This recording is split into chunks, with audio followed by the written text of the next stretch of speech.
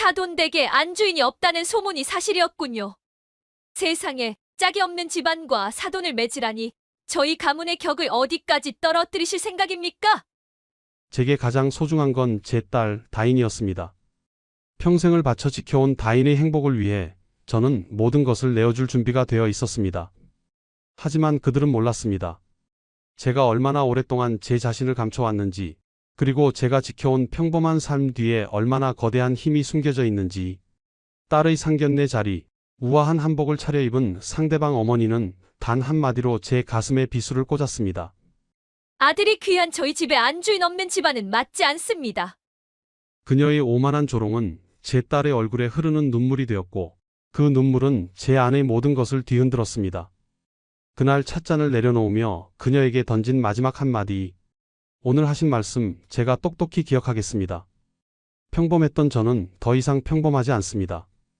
딸의 눈물을 닦아주기 위해 저는 제 모든 힘을 꺼내들기로 결심했습니다.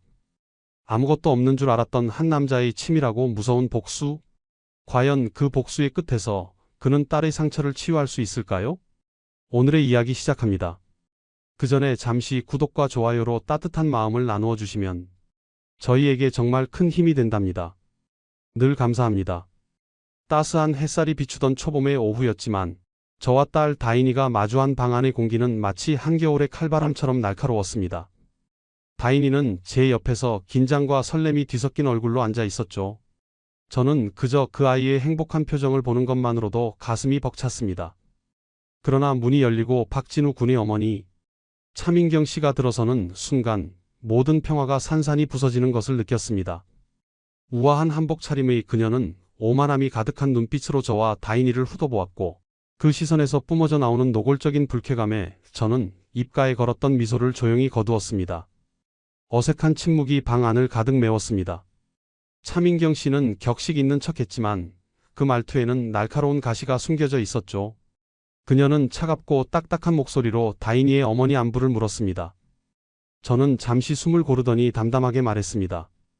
제 아내가 일찍 세상을 떠나서 제가 다인이를 혼자 키웠습니다. 그 말이 끝나기도 전에 차민경 씨는 매서운 눈빛으로 저를 쏘아보며 말했습니다. 사돈댁에 안주인이 없다는 소문이 사실이었군요. 세상에, 짝이 없는 집안과 사돈을 맺으라니 저희 가문의 격을 어디까지 떨어뜨리실 생각입니까? 그 오만하고 무례한 말에 저는 온몸의 피가 차갑게 식는 것 같았습니다. 숨조차 제대로 쉴 수 없는 충격에 휩싸였지만 저는 딸의 떨리는 어깨를 보며 분노를 억눌렀습니다. 차민경 씨는 거기서 멈추지 않고 제 아내의 부재를 조롱하며 제가 혼자 다인이를 키워온 시간을 폄하했습니다. 안주인이 없는 집에 저희 귀한 아들을 어떻게 보내나요? 가정이 제대로 갖춰지지 않은 집안과 사돈을 맺을 수는 없습니다. 그 말은 제 가슴을 송곳으로 찌르는 것처럼 아팠습니다. 차민경 씨는 저까지 은근히 깎아내리기 시작했습니다. 하긴 안주인 없이 살림꼴이시니 뭘 아시겠어요? 세상 물정 모르고 순진하게 살아오셨나 보네요. 그녀는 냉소적인 미소를 지으며 결정적인 파혼 선언을 했습니다. 솔직히 말해서 이다인 씨? 급이 안 맞는다는 생각은 안 해보셨어요?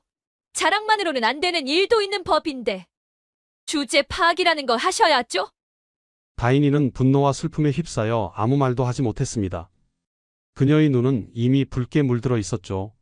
저는 더는 이 모욕을 참을 수 없었습니다.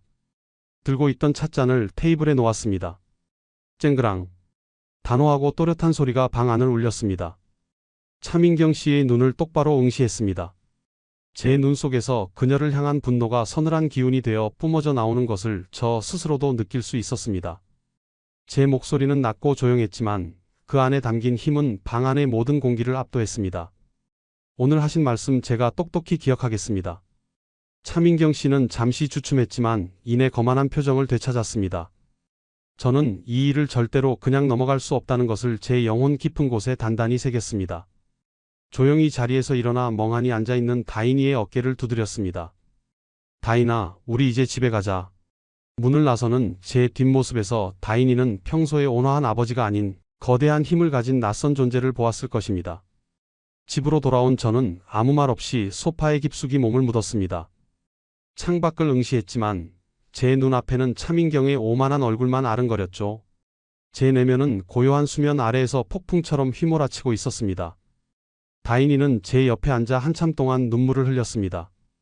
딸을 다독인 뒤 저는 그녀를 바라보며 천천히 입을 열었습니다.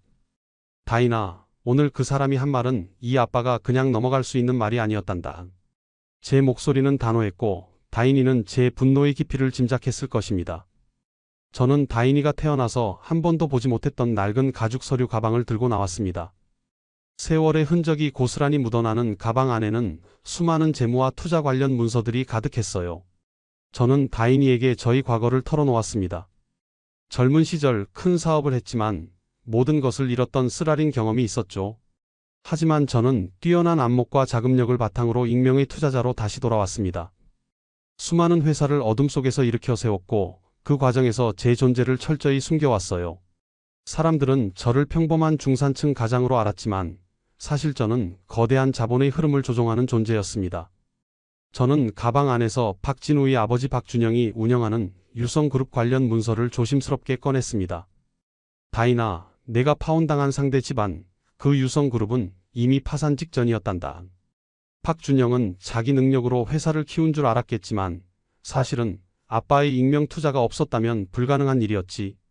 서류들을 다인이에게 보여주며 저는 담담하게 말했습니다. 이 회사에는 아빠가 투자한 자금이 가장 큰 자금줄이었단다. 박준영 가족은 이 사실을 전혀 모를 것이었습니다.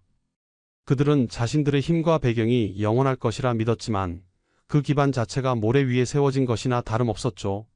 저는 다인이에게 이제 이 모든 지원을 멈출 것이라고 선언했습니다. 다인이는 충격에 휩싸인 채 저를 바라보았습니다. 저는 제 딸을 모욕한 사람에게 반드시 그 오만함에 대한 대가를 치르게 할 것이라고 다짐했습니다. 제 복수의 목표는 단순히 그들의 사업을 망하게 하는 것이 아니라 그들이 스스로 얼마나 어리석었는지, 타인을 짓밟는 오만함이 얼마나 무서운 결과를 초래하는지 뼈저리게 깨닫게 하는 것이었습니다. 저희 고요했던 삶은 딸의 눈물 앞에서 무너졌고 저는 이제 숨겨왔던 힘을 꺼내들어 응징을 시작했습니다. 이 잔인한 복수는 결국 다인이가 상처받은 마음을 지키기 위한 아버지의 유일한 방법이었습니다. 저는 유성그룹의 재무제표를 다시 한번 살펴보았습니다. 제가 익명으로 투자한 자금의 비중은 회사의 존립 자체를 좌우할 만큼 거대했어요. 다인이는 제 옆에서 조용히 숨을 죽이고 있었습니다. 다인이는 제가 얼마나 거대한 힘을 조용히 행사해 왔는지 깨닫고 있었겠죠. 저는 이 힘을 사용하는데 망설임이 없었습니다. 저의 힘은 저를 위한 것이 아니라 지켜야 할 사람을 위한 것이었으니까요.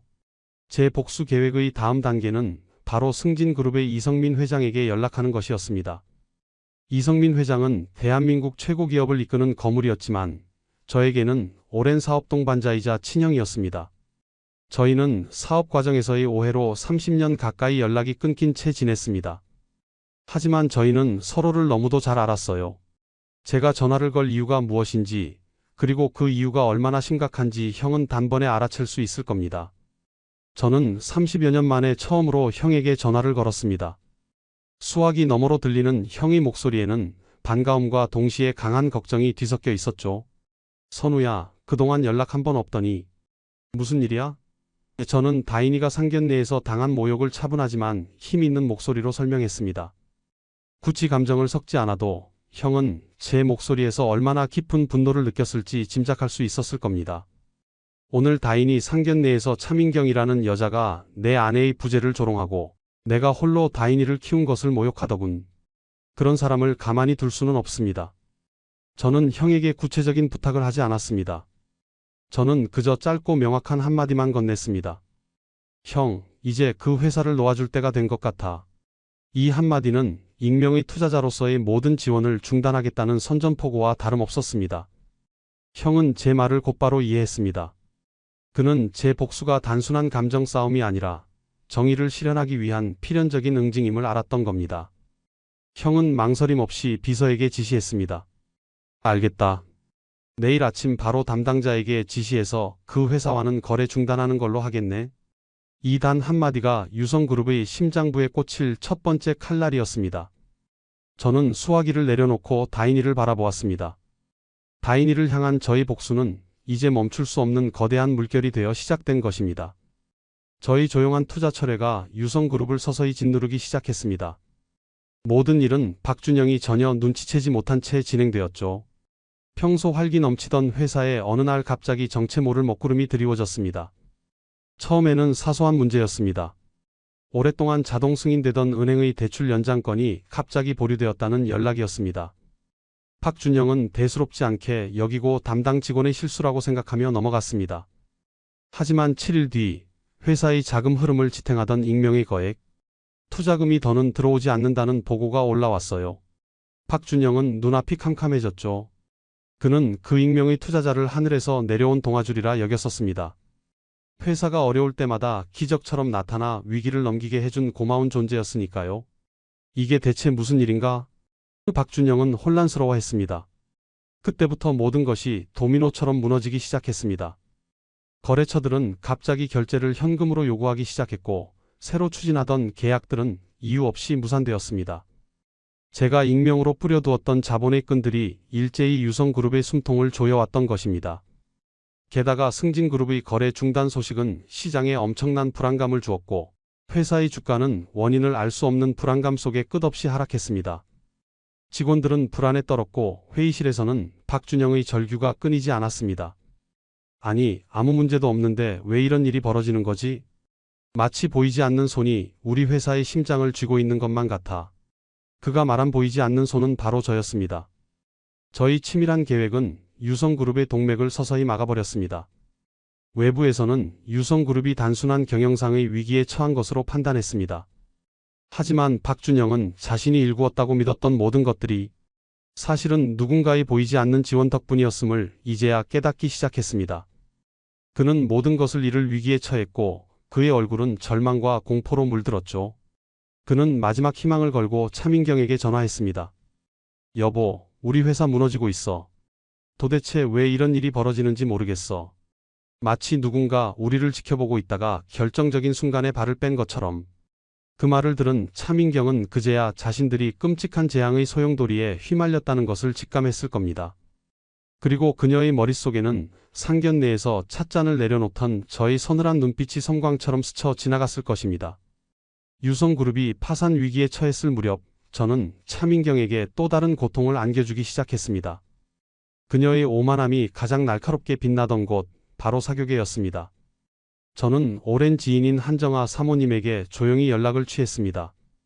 저는 차민경을 직접적으로 비난하지 않았습니다. 다만 그녀의 과거 어려운 시절에 대해 조용히 언급하며 그녀가 얼마나 가난하고 힘든 시절을 보냈는지 말해주었죠. 민경이가 한때는 참 어려운 생활을 했었지.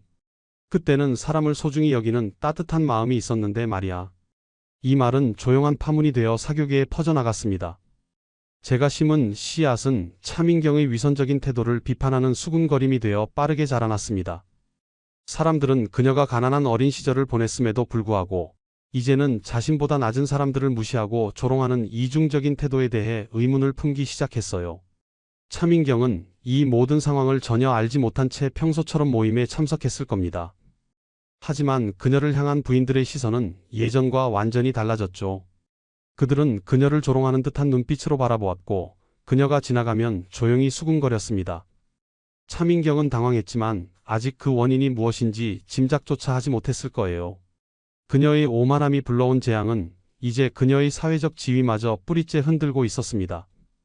저는 단지 진실을 말했을 뿐이지만 그녀는 평생 쌓아 올렸던 허영의 탑이 무너지는 고통을 맛보았을 겁니다. 집으로 돌아온 차민경은 거울 속 수척해진 자신의 얼굴을 바라보았겠죠. 남편의 회사는 파산 직전이고 평생의 자랑이었던 강남 부인 모임에서는 웃음거리가 되었으니 말입니다. 그녀는 이 모든 사건들이 단순한 우연의 일치일 리 없다는 것을 본능적으로 직감했을 것입니다. 그 순간 상견례 날 제가 내뱉었던 그 말, 꼭 기억하겠습니다라는 차갑고 고요했던 목소리가 그녀의 뇌리를 섬광처럼 스쳐 지나갔을 겁니다. 그녀의 오만함으로 가득했던 마음속에 의심의 씨앗이 피어나기 시작했어요. 설마 그 평범해 보이던 아버지가 이 모든 일을 벌인 것일까? 그녀는 퍼즐 조각들이 맞춰지기 시작했고 이 모든 것이 제가 계획한 치밀하고 무서운 복수임을 확신하게 되었을 것입니다. 그제야 그녀는 자신의 오만함이 불러온 결과가 얼마나 끔찍한지 깨닫고 공포에 떨었을 거예요. 차민경이 절망에 휩싸여 있을 때 그녀에게 마지막이자 가장 큰 시련이 닥쳤습니다. 바로 아들 박진우의 질책이었죠. 며칠 전 상견례 자리에서 어머니의 기세에 눌려 아무 말도 못하고 얼어붙어 있던 진우가 아니었습니다. 그는 어둡고 단단한 얼굴로 평생 처음 들어보는 낮고 결연한 목소리로 어머니를 향해 말했습니다. 엄마, 이다인 씨한테 사과해야 해요. 차민경은 당황하며 내가 지금 무슨 말을 하는 거야? 물었지만 진우는 어머니의 당황한 표정에 아랑곳하지 않고 그동안 억눌러 왔던 감정을 터뜨렸습니다. 엄마가 상견례에서 한 말 정말 너무했어요. 나는 그때 왜 아무 말도 못했을까요? 진우의 목소리에는 깊은 자책감이 섞여 있었습니다. 차민경은 어떠한 변명도 할 수 없었을 겁니다. 진우는 단호하게 어머니의 말을 끊었습니다. 아니에요. 저를 위해서 한 말이 아니에요. 엄마의 체면, 엄마의 자존심을 위해서 다인 씨를 모욕한 거잖아요. 태어나서 처음으로 아들에게 소리를 지르는 모습을 본 차민경은 충격에 휩싸였을 것입니다. 진우는 최근 집에 닥친 불행들을 언급하며 차민경을 쏘아붙였습니다. 엄마, 정말 모르겠어요? 요즘 우리 집에 일어나는 일들 말이에요. 이게 이다인 씨 아버님과 상관없다고 생각하세요? 상관 있어요. 분명히 상관 있을 거예요. 차민경이 부정하려 했지만 진우는 이미 모든 것을 짐작하고 있었습니다. 아들은 어머니에게 마지막 최후 통첩을 했습니다. 엄마가 다인 씨와 아버님께 사과하지 않으면 저는 이제 엄마 말 안 듣고 살 거예요.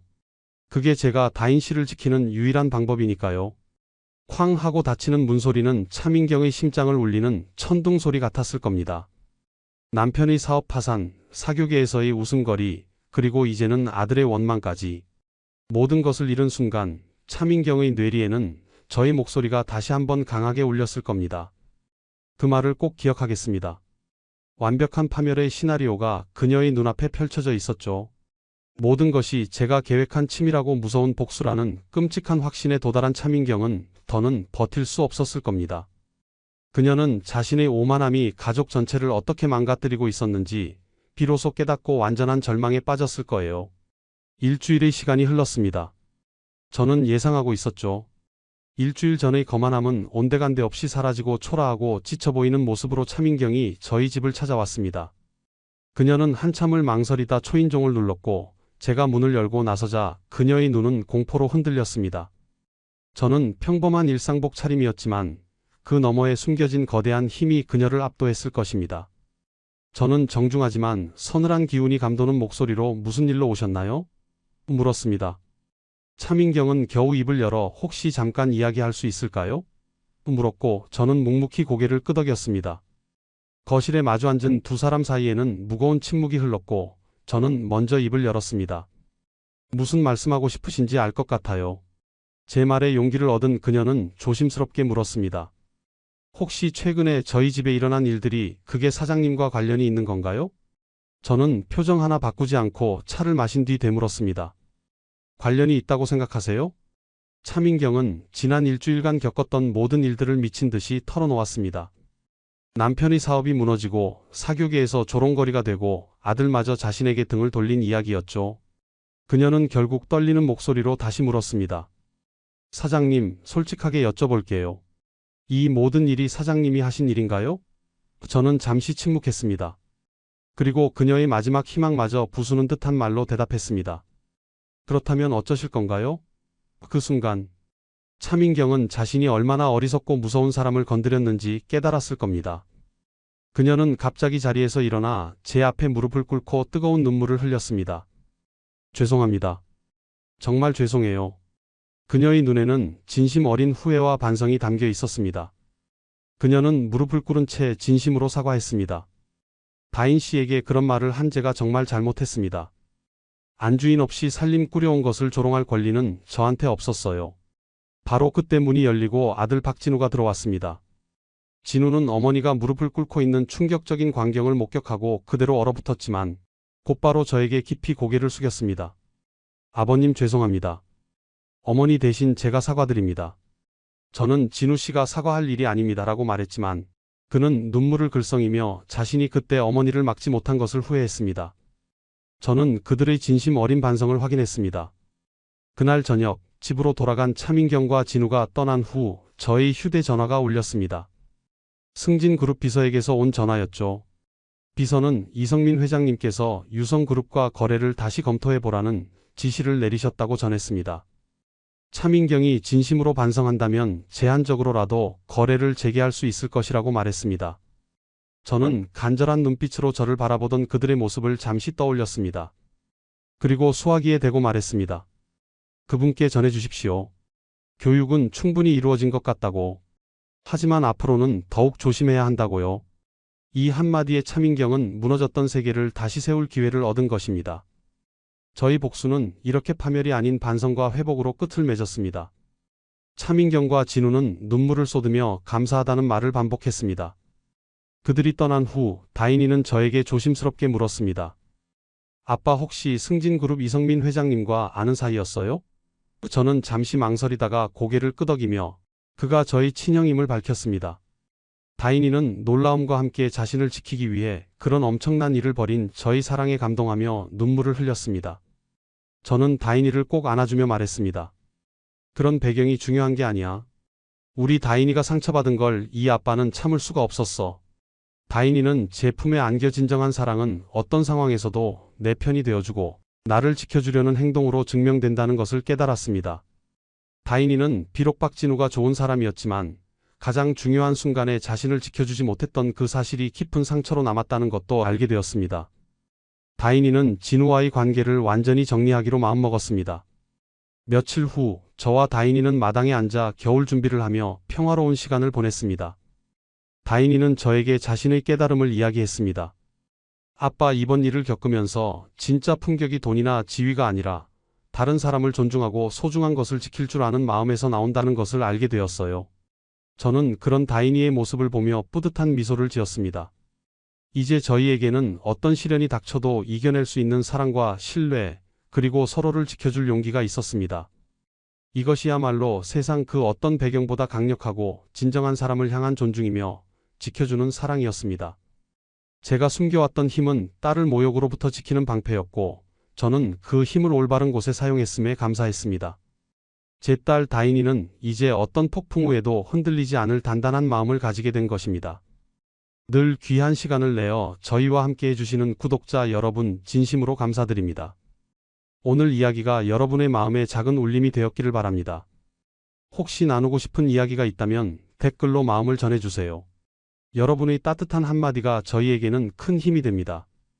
오늘도 함께 해주셔서 감사합니다.